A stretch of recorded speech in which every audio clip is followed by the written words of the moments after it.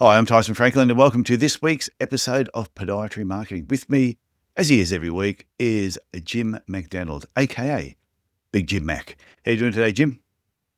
Tyson, things are going well. Nice getting some good momentum here in 2026. I think 2026 is going to be a huge year on so many different reasons.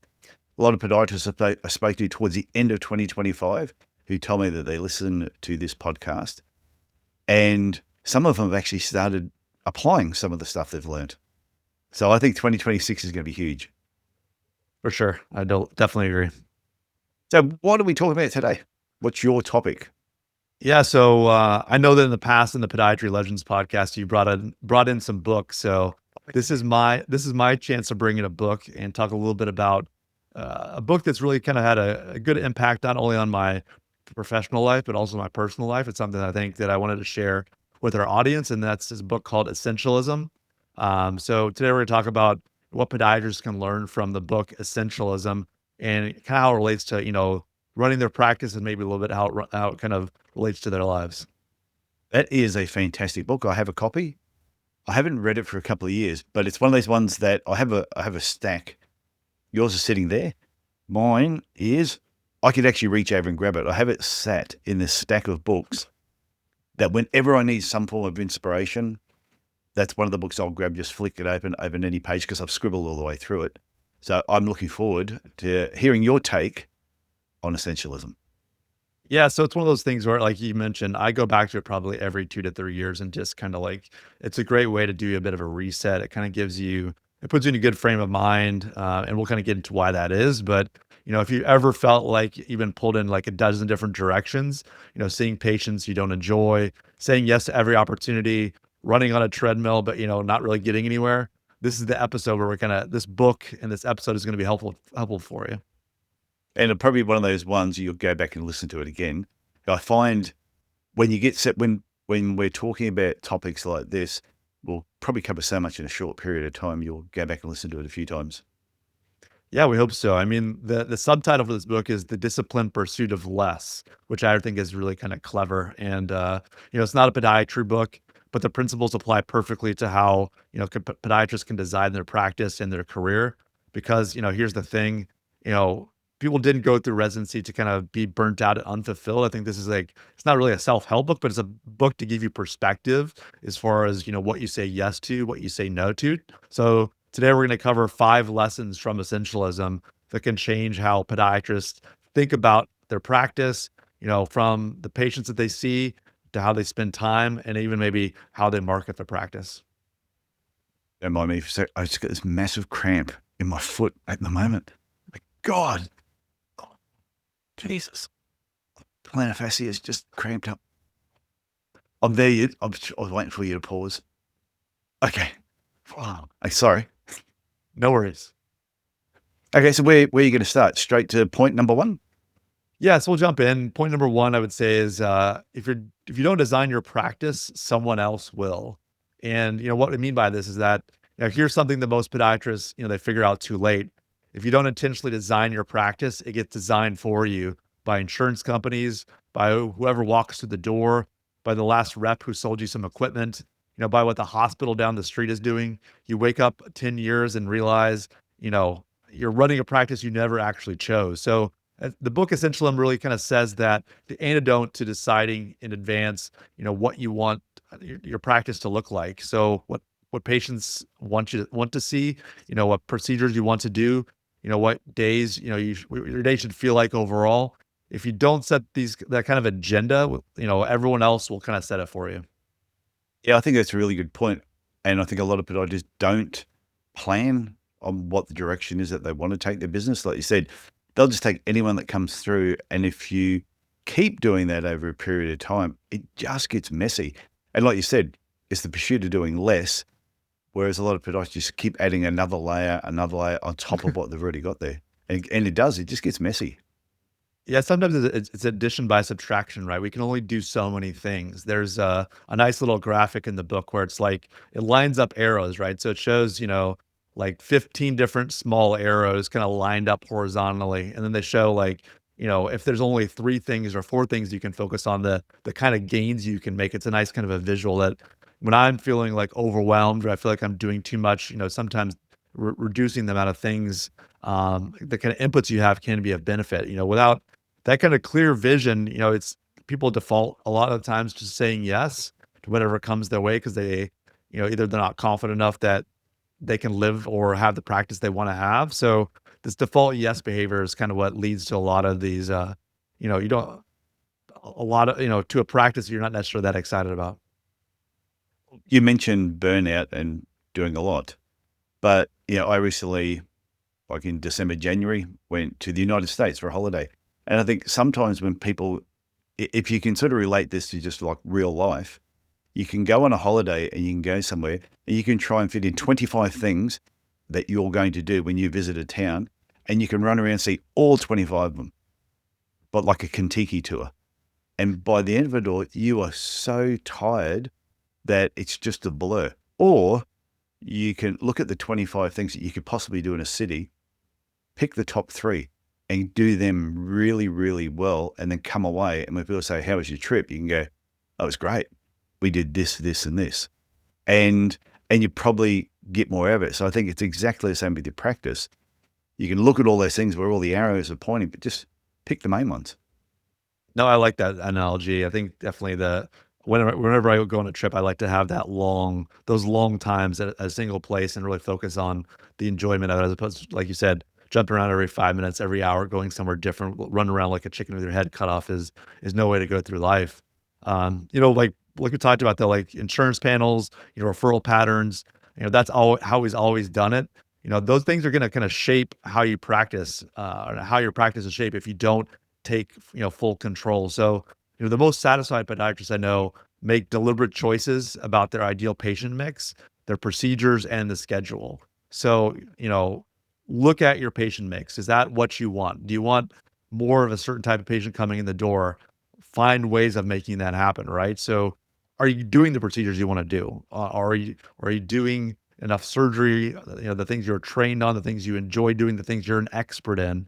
And like we talked about in some past podcasts, you're in control of your schedule. You can determine, some people complain, oh, I saw 40 patients today, or I saw 45 patients today. Some people would say that and they're like upset and they just don't want to see that volume. Other people are seeing 15 or 20 and have, a cash pay practice or something that brings them a lot more joy because they can sit down and actually talk and get to know their patients and feel like they're making a difference. So everybody's different. So there's not one kind of, recipe that's going to work for everybody, but, knowing what your ideal patient mix is, the procedure you want to do, and what your schedule to be like is a great way to get started. Yeah. And like you said, we have a choice on who we treat. I always said from day dot, I will never treat an ulcer in my clinic. I could have quite easily seen a lot of ulcer patients, but I didn't like doing it. So from day dot, I always said I would never do that. And therefore my schedule was filled up with things that I wanted to do. End up being a happier podiatrist doing it that way. Yeah, that totally makes sense. And I think to have that perspective is sometimes tough when you're in the middle of it. But, one question I would suggest that podiatrists that are listening to the podcast ask themselves is, if I could design my perfect practice from scratch, what would it look like? Maybe you've been in practice for 12 years. Maybe you're an associate somewhere and you've kind of been, working well with the podiatrist, but you're not actually seeing the caseload of the things you want to see in your practice, but you're getting ready to buy in or take over the practice. Ask yourself that question and then start moving toward that. That's when you hear podiatrists say, oh, but my patients, I can't get them to see another podiatrist in my clinic. They only want to see me. And I'm like, well, have a heart attack and be out of work for 3 months. They'll see somebody else. So why push yourself to that point where it could be affecting your health and your family life and everything else?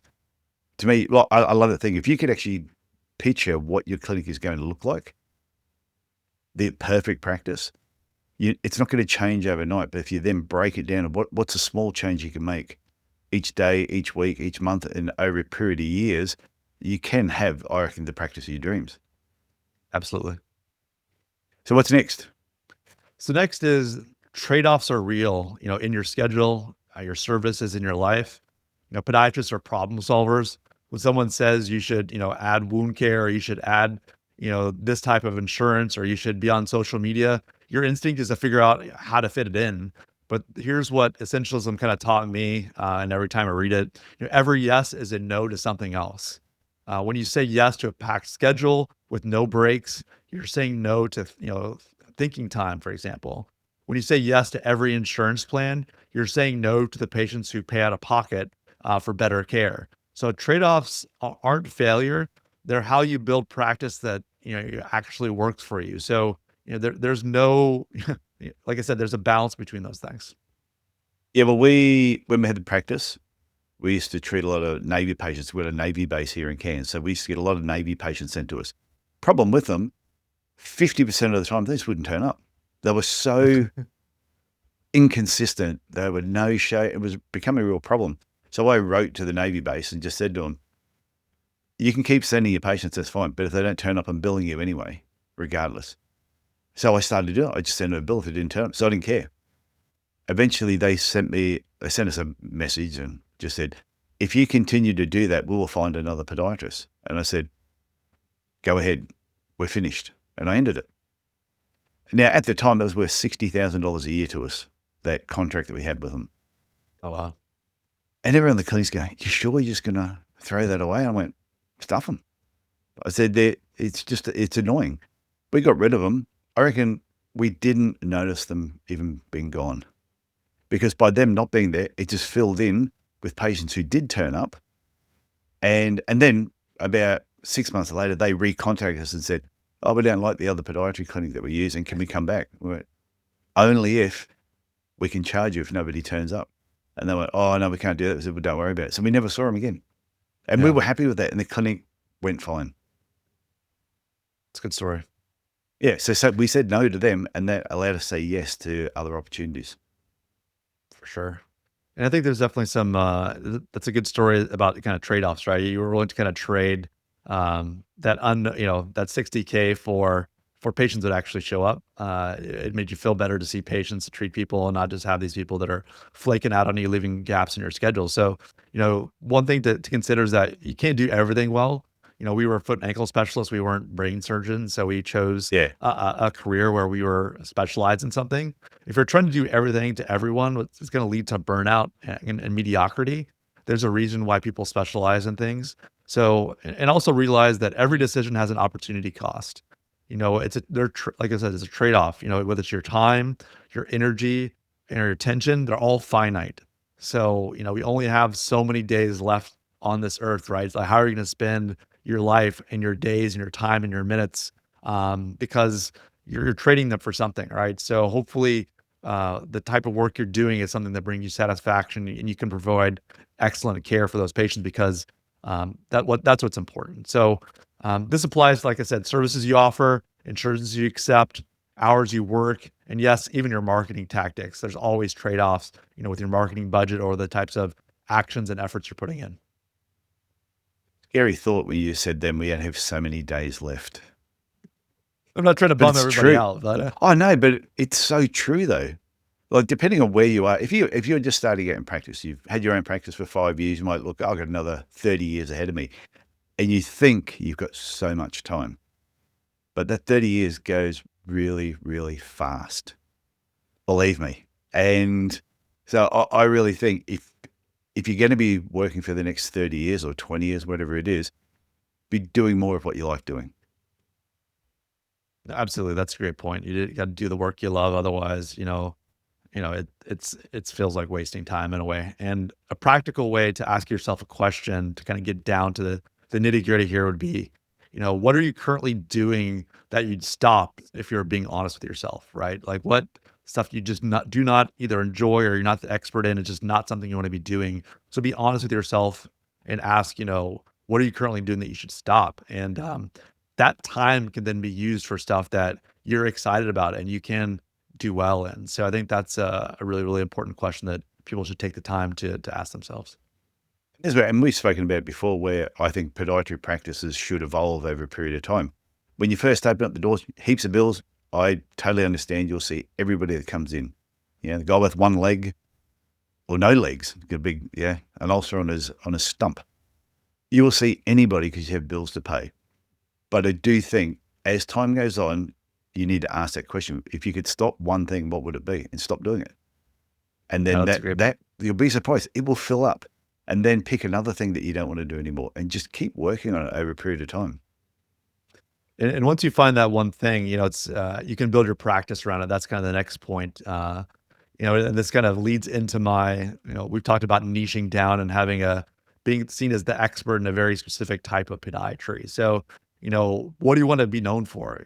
Not just in your marketing, but in your career. When you're done and retired, like, what do you want to look back and say, I was the best at that, or I provided so much care for that segment of the population. So, or that type of patient. If your answer is everything foot and ankle, you're probably, until maybe in the early days, that's fine, but you're going to struggle to stand out and struggle to find real satisfaction. As the book Essentialism talks about, finding that one thing that you can make the highest contribution. For some podiatrists, that's sports medicine. For others, it's diabetic limb salvage or pediatrics or surgery. When you pick a lane, everything gets easier. You know what CE courses to take, what equipment to invest in, what patients to attract.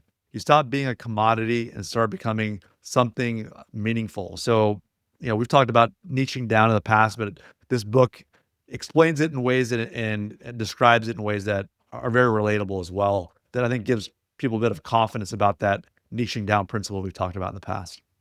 Yeah, and when you do niche down like that, people or your patients, they end up knowing what it is that you stand for, what you represent. So when they're at a party, you've got all these people out there that are like walking, talking billboards for you, that they'll hear somebody else say, oh, I've got this ingrown toenail. And straight away they go, oh, I know exactly who you should see. There's a clinic down here that's mostly, they just do ingrown toenails. Or they're really good at just treating heel pain. So yeah, it's a no-brainer. And like we talked about in past podcasts, generalists are going to compete on price. Generalists compete on price and convenience, and specialists build a reputation and referrals. Right? You're going to be that local expert. So your one thing should align with what you enjoy, what's profitable, obviously, and what your community needs. And that doesn't mean you stop treating other conditions like we talked in the past. It just means that you lead with your strength. So when you're clear on your focus, decisions about staff, equipment, marketing, all that stuff becomes much, much simpler. So like we talked about, there's people that have, niched themselves down and call themselves the running clinic or the running injury clinic or the wound care clinic or the foot and ankle urgent care clinic. There's different ways to kind of market yourself, position yourself as an expert and really set yourself apart from others. Because if you're just that website and that podiatry clinic that has the top 50 diagnoses and top 50 treatments with a, stock image, generic website, and that's all you do, and you're just hoping that people will notice you're going to be sadly mistaken. Yeah, you might have a reasonable practice, but if you really want to feel great about the care you're providing, find that area where you provide the greatest contribution. Yeah, and I do think, like you said, if you've got a practice that covers all aspects, it's not that you have to give away everything. It's just focus on the things that you really enjoy. I know a couple of podiatrists that love wounds. I've had them on my podcast, and we talked about wounds, something that I didn't want to talk about. And but what's funny about it, I'm not sure we said it on the podcast, I was off air, and I said, what percentage of your day would be doing wounds, for example? It was only like 10%. It wasn't like it was 50% of the business. It was just 10%, but it was something every day they were seeing something that they really enjoyed doing.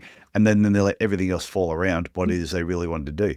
So when somebody contacted and said, oh, I have this gaping hole in my foot, they always got priority over everybody else because that's what they really want to do. And that's what they were known for. And that's what they get invited to speak at conferences. Absolutely. It just kind of has a snowball effect. Once you choose that path, people are going to be knowing you about it. Like it makes decisions get simpler. You're able to become that expert in that avenue within the profession that, really speaks to you. I think it's hugely important. Definitely. So the next point would be, when you start saying no to things, you free up time, say, oh, I don't want to do nail care. Or I don't want to see patients on Friday afternoons or something. This is going to give you space to think, which I think sometimes is a little bit overlooked by people that are busybodies and are trying to maximize schedules, or you just want to, you know, make a significant amount of revenue, whatever your motivation is. But few people take the time to create space to think. And whether it's about your practice, your career, you know, when's the last time you sat down for an hour with no distractions and just thought about where your practice is going? No charting, no putting out fires, just thinking. For most podiatrists, the answer is never. You're Yeah. too busy. But essentialism argues that thinking time isn't a luxury; it's an essential. The podiatrist who builds practices they love don't just work harder; they step back regularly to ask, "Am I enjoying this? What's working? What needs to change?" Without this space, you're just running. And 5 years from now, you'll be in the same place, wondering where the time went. So, I think this book really emphasizes the value of creating that space to think. And I take it to heart. And I think other podiatrists should as well. No, I agree with you 100%. It's one thing, like, because we talk about a lot of different topics. And I think sometimes people will hear us talking about this and they go, oh, that's okay for you guys because you finished your career, say, in podiatry or in the clinic. But I wish people could just really grasp what you're talking about, that we're talking from experience, because we've either done it ourselves or we've seen a number of podiatrists or we've had coaching clients that we've helped work through this. And those that end up doing this and freeing up time and then having that little bit of mental space to think about what they're going to do next, achieve so much more by doing less. No, absolutely. I think one of the problems is that busy does feel productive, but it often isn't. Activity is not the same as progress. So we're just used to doing things, right? And we can't just sit still for an hour with no distractions and have that time to think. So what's important is taking action by, scheduling recurring thinking time, quarterly at the minimum, monthly is better. So use that time, to kind of think, am I seeing the patient that I enjoy? Is my schedule sustainable? And what would I change? These are really important questions to sit around and think about when you have this time to think. Reckon they'll do it? There's a question for everyone. I'm asking Jim, do you think people listening to this are going to start blocking out time? Well, I'm sure if they listen to our podcast, they do everything that we say. So I'm sure that our listeners will, but the people that don't listen to the show, I'm sure never do it. So I'm sure our listeners will at least, give this a chance either this month or this quarter. Because, this is one of these things where you can make better strategic decisions when it comes to your marketing, your hiring, your services. And you're not being as reactive. You're being proactive because you know where you stand on things. You're able to make proactive changes. So like we said, if I keep doing exactly what I'm doing now, where will I be in 5 years? So if you feel like, oh no, I don't need to have thinking time. I know what's happening. And maybe you did because, that worked 5 years ago, but situations change, people's lives change. We need to adjust and adapt to those changes. And that having that space to think is a really important thing, like I said, on a monthly or quarterly basis. And anyone who's listening to this, just look at the podiatrists that maybe are in your area, your town. Most of them are probably not putting any time aside to really think and plan and work out what it is they want to do, or are considering what can I let go of and what can I do more of. So if you're doing that and they're not, you're going to move ahead very quickly. Absolutely. I Yes. think you have to have that strategy, right? Like it's an important practice. You're probably the first 5 minutes you think like, what am I doing? Like, why am I just sitting here? I got charts to do, that kind of stuff, but just calm your mind, maybe do a little meditation, do something, and just get to the work of like, where do you want to take your practice and your career? And I think there can be tremendous benefits. Well, a friend of mine, Dr. Dave Wyman, he's a psychologist, and he actually has it in his diary. I think it's 3 times, or 2 in the morning or 2 in the afternoon. Something, or it might be one and one. But he just gets up. Now he says, I know I could be seeing another client. But he gets up, he leaves his office, he takes this walk around the block, and he just thinks about stuff, what he's doing, what he'd like to change. Comes back, he's refreshed. But even you and I, we did this before we pressed record today. We were talking about 2025, and now we're in 2026. And what did we learn from the previous year? And what changes are we going to make ourselves with how whether it's the podcast, creating content, talking with other podiatrists? This is something you need to do. Everybody needs to do it. You need to keep just refining and developing what it is that you do. Absolutely. And that kind of leads perfectly into kind of our last point of today in the book Essentialism. It's around, we kind of touch on it a little bit, but it's the power of no. We get so used to saying yes to everything. There is a lot of power in saying no to patients, to opportunities, to expectations. A rep calls with a can't miss equipment deal. Hospital wants you to take more call. A colleague says you need to be on TikTok. A patient wants you to squeeze them into your day. It's your day off. Your instinct is always to say yes, or at least let me think about it. But every yes that doesn't serve your vision for where you want your practice to go is not something that you should really do. And Essentialism calls this the graceful no. You don't have to be rude, but you do have to protect your time, your focus, and your sanity. And the podiatrists who build fulfilling careers have learned to say no to good opportunities so they can say yes to great ones. So, I was happy when, I was looking to start a podcast, a little bit over 4 years ago, that Tyson Franklin didn't say no when I pitched him the idea of the Podiatry Marketing podcast, but maybe like he said no to somebody else, and this was his great opportunity. So he saw his great opportunity to work with me for 4 years, and just he knew it was going to be a fantastic, collaboration. So I actually have a no button. Did I obviously show you my no button? Hang on. So when I had my clinic, I got this no button, and I used to have it sitting on my desk. So if I was doing something in my office and I didn't want to be disturbed, I would have this sitting on my desk. And as soon as somebody came walking towards me, I would just go, I'd hit this button, and then it'd go.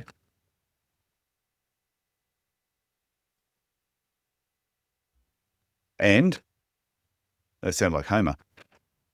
I would have it sitting there on my desk, and as soon as I heard the door handle move, I would just hit the button, and I'd hear the door close again, because it just told them I'm in the middle of doing something. yeah, Don't disturb me. Unless the place is on fire, don't disturb me. So everybody, go and get yourself a no button. Not only would you use it in your clinic, I'm not saying that you should use it in your clinic all the time, but I have this sitting on my desk, which is why it's here, to remind me that sometimes it's okay to say no. well, they say no is a complete sentence, and you don't owe a lengthy explanation after saying no. And when you're looking at opportunities, or thinking about doing something, create a filter or question in your mind. Does this align with where I want my practice to go? And I think there's a book, or it's a common thing that's outside of essentialism, but it's, if it's not a hell yes, it's a hell no.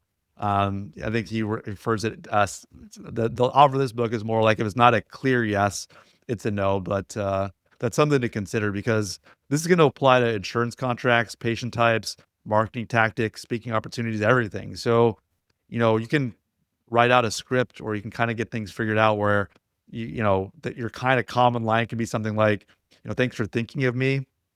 That's not something that I'm, taking on right now. Or, the goal isn't, like I said, to do less for its own sake. It's to protect your own capacity to do the things that actually matter to you. So there's a lot of ways to say no in polite ways, but it does free you up to do the things that you want to do in life and in your career. No is such a good word. It is like, I'm glad you brought that part up, because it is one of those things that if you can learn to say no. I recently, somebody said, "Oh, can you do this webinar for this company?" And I went, "No." Just said, "No." I said, I can't do it. And they went, "Oh, okay." But I know in the podiatry world, when we had the podiatry clinic, we would get calls, maybe every 6 months. it'd be another nursing home or retirement village who would contact us and say, oh, we've got 200 people at this nursing home. We'd like someone to come out once a month. It's worth this amount of money.